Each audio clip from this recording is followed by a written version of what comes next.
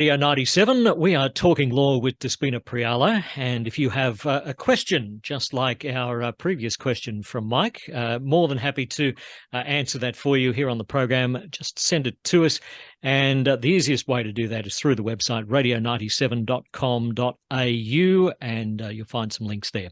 radio97.com.au. Thank you, Wayne. Despina, okay, so obviously being a property lawyer and you deal with so many different subjects, you get a lot of questions throughout your day, but one question that is constantly popping up is what?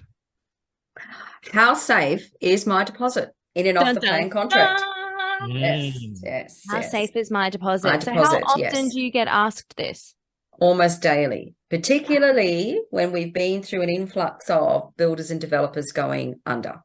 Yeah. So people have signed on that off-the-plan contract early and paid their 10% deposit. And then something goes wrong, a development occurs that's not something that was expected.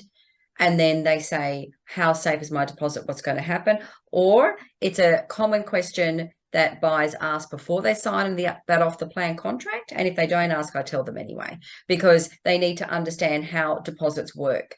And often I find that buyers don't understand how the deposits work, what happens to my deposit, who holds it, how do I get it back? So it is a very common question. So I thought we'd just dispel some of the myths this morning and tell people what the real story is. Yeah.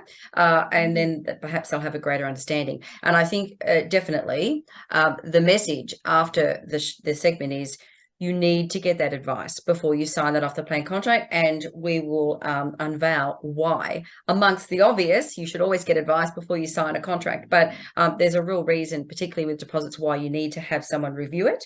So firstly, we're talking about off-the-plan contracts, right? In that context. So remember, an off-the-plan, you're signing up early and you're in for the long haul, whether it's 2 years, 3 years, 4 years, 5 years, right? So typically your deposit is 10%. Yeah, it's paid and it gets held by the developer's solicitor in their trust account. Okay, very rarely does it get held by your own solicitor in their trust account as a buyer. It's typically held by the developer's solicitor's trust account. Now, we all have trust accounts, or most law firms do, and we are governed by the rules and regulations under the Legal Profession Act. So that is always first and foremost, whatever money we hold in our trust account. Now, when you hold a deposit, you become a stakeholder or a deposit holder, same thing. And a deposit is a sum of money that's actually held by that deposit holder, so the person who has the right to put it in their trust account, and it's actually held for both parties, right? So it's not held for the developer and it's not held for the buyer. It's actually held on behalf of both, because who is entitled to that deposit depends on the terms of the contract and how each party performs under that contract. So very simply, you've got a developer, a seller, sells off the plan, they've got to complete the contract, to get their deposit at the end when it settles. A buyer, in turn, also has to perform and complete the contract and pay the balance of the monies to the developer at settlement. So both parties have contractual obligations to perform under that contract.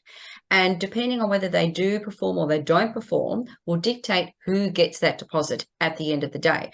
But what we want to talk about is those situations where deposits can be released early to developers, right, before completion, which should never happen.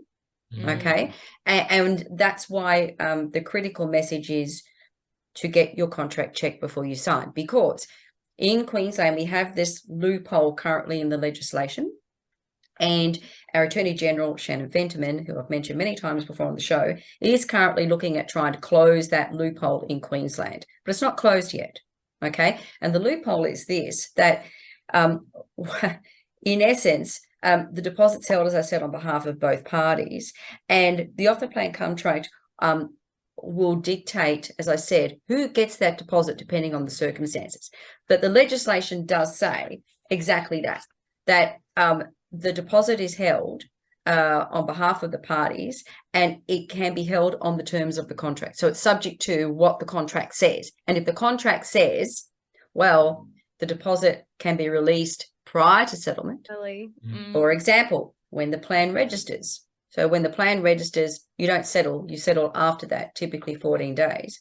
So if the contract says when the plan registers or an earlier time, as allowed by law or some other means, then in essence, the deposit can be released early. But as a And buyer, of course, you don't want that. No, you don't want that. You want it only released when you settle. Okay. And that's really critical. And I have read current off the plan contracts for current projects on the Gold Coast that actually say that. So it is a real issue. And I have to actually get that term in that contract amended so that the clause only says the deposit is only given to the developer at settlement. Okay. Is it an issue getting it amended? Do they try and fight you on it? No. because I explained to them, well, you can't really do that, right? It's not fair, it's not reasonable, and we're not going to agree to it. Simple as that. But if you've got someone who doesn't have that experience and doesn't understand or doesn't know what to look for in the clause, because it is in the wording and you can easily miss it, then they just don't ask for it at all because they're not even aware of it. Yeah, sign away and the money could disappear. That's right. Yeah, it's important. So the basic level, when does the developer get a deposit? So one, if you settle and they complete, right? So everything's above board, everyone's performed under contract, great. The developer gets it at settlement. But there are other circumstances. So say if you default, you don't complete, okay, the developer gets the deposit if you default as a buyer. If the seller defaults, typically off the plan contracts don't actually mention what happens if the seller defaults. They sort of is silent about that circumstance. It's rarely covered. But if the seller defaults, if they go under, if they're in liquidation, then typically you want to get that deposit back, but it's not immediately released to any liquidator or any other party. It stays in the trust account.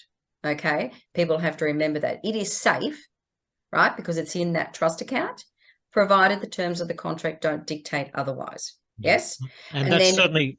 And I'm sorry, that's certainly something that we'd need to consider at the moment, because obviously a number of builders and developers have gone broke, and of course with interest rates rising, and there's a whole stack of questions around the economy at the moment. There's a possibility, certainly down the track, of more of that happening. Yeah, exactly right, and that is most likely coming up. I will say that because we've just had another interest rate rise right this week. They're talking about another one midterm or mid-year this year, and look, it's a risk for any builder. Any builder is exposed, right? Doesn't matter who they are.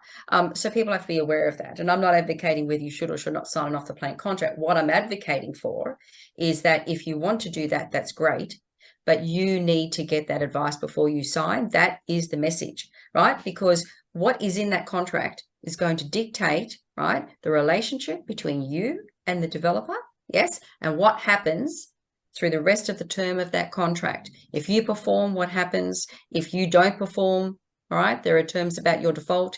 The seller has to perform. There are rights given to the developer if they want to get out of the contract. There are a whole myriad of things that you need to have checked off. The deposit is a big one, okay? Right, because as I said, the legislation in Queensland says that the deposit is held until someone becomes entitled to it. That's what the legislation says. Yep. And what dictates that? It's the terms of the contract. When does a party become entitled to that deposit? And that's why the contract has to be checked thoroughly, the deposit clause particularly, because I think people have taken it for granted. Oh, the deposit's held until I settle. Yes, typically, but it depends on the contract. Yeah. Okay, another one of those depends. Well, there's quite a few of those in the law. Well, it's a little bit different. I mean, before we were talking about let's look at the facts and circumstances to try and see if a particular action you might have taken was warranted or justified at law versus, well, you could have prevented things down the track by getting your contract checked. Yeah, and it's a preventative measure. So, lawyers shouldn't be looked at as creating problems. Lawyers are there to prevent problems. But if a problem arises, you need to find someone good to obviously resolve the problem as best that they can. Yeah. So that is the message to take home today. There you go. From Despina Priala there. Thank you so much to Despina. And if anyone wants to get in touch with you directly, where can they go? They can phone our office 55291-294, or they can reach out to me at info@prialalegal.com.au. And look, I love questions, so listeners out there, if you want to load up that, inbox and send more questions to myself or to the station, sure, go for it. We'll do our best to answer them. Perfect. Thank you so much, Despina and Wayne. Yep, sounds like you've got a bit of homework. We'll see you next week. See you then, guys.